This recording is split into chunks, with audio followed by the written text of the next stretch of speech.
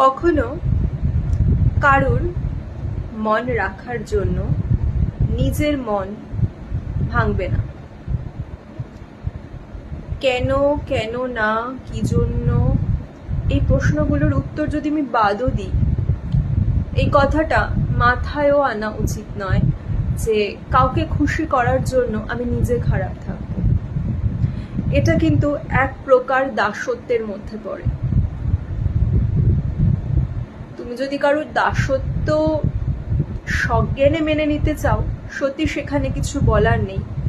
তবে আমার ব্যক্তিগত মতামত, যে ভালোবাসা প্রকৃত ভালোবাসা, সেখানে কাউকেই কারোর জন্য দাসত্ব স্বীকার করার কোনো প্রয়োজন নেই। সেখানে দুজনই দুজনের কাছে সমানভাবে অ্যাকসেপ্টেবল হয়, সমানভাবে দুজনের ইচ্ছা অনিচ্ছার গুরুত্ব দুজনের কাছে থাকে।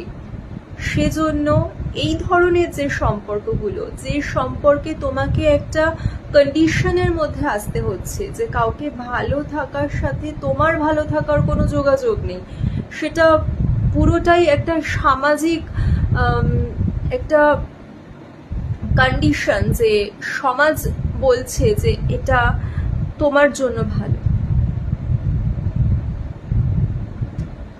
এই ধরনের ভালোগুলো কিন্তু দীর্ঘস্থায়ী হয় না। কোনো না কোনোভাবে একটা মানুষ শেষ হতে থাকে, নয়তো মানসিকভাবে, নয়তো আর্থিকভাবে। তো আমার ব্যক্তিগত মতামত হলো, সমাজকে খুশি করা বা কাউকে খুশি করার জন্য প্লিজ নিজে খারাপ থেকো না, নিজেকে ভালোবাসো, সেটা সবার আগে দরকার। কারণ আমরা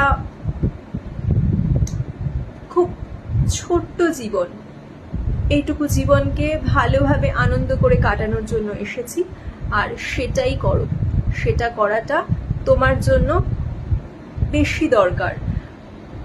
আমি বলছি না কাউকে খারাপ রাখতে, সবাই ভালো থাকবে এটাই চাই, তবে কারুর জন্য নিজে খারাপ থাকবে না, কাউকে খুশি করতে গিয়ে নিজে খারাপ থাকবে না, এটা নিজের উপরে চরম অন্যায় করা হবে। বাস, দ্যাটস ইট।